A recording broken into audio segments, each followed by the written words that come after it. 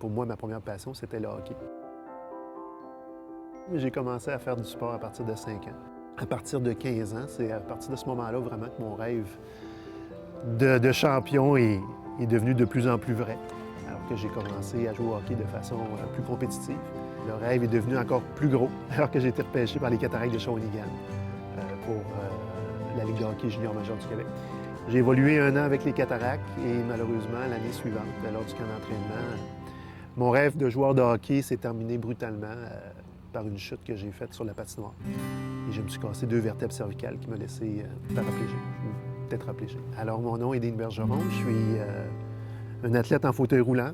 Tu dois réapprendre à reconstruire tes rêves. Et pour moi, ça a passé par la course en fauteuil roulant.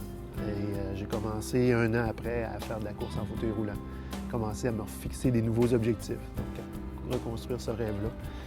À force de pousser ma chaise de course, j'ai réussi à accéder à l'équipe canadienne, puis à représenter mon pays à 4 Jeux paralympiques. J'ai été le premier quadraplégique au monde à franchir la distance de 400 mètres en deçà d'1 minute.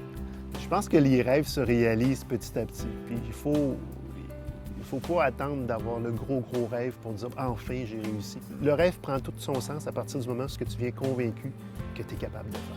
Tout ce que j'espère, c'est qu'un paquet de jeunes comme moi vont pouvoir réaliser leurs rêves un jour de s'accomplir dans peu importe la discipline, que ce soit les arts, le sport ou dans les études. Et ça vient vraiment me chercher là, de savoir qu'il y a des jeunes qui rêveraient de devenir un joueur de hockey un jour puis qui ne peuvent pas à cause de certaines limitations.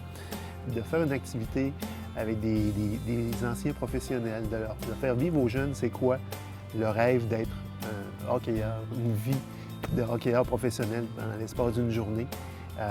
Pour moi, ça venait, dans le fond, ça venait me dire que ces jeunes-là ont le droit de rêver, ont le droit de s'accrocher à leurs rêves. On n'est jamais tout seul dans l'épreuve. Je pense qu'il y a tout le temps un filet qui est là avec nous autres. Et pendant cette journée-là, on va être le filet de jeunes qui vont vivre leur journée de rêve.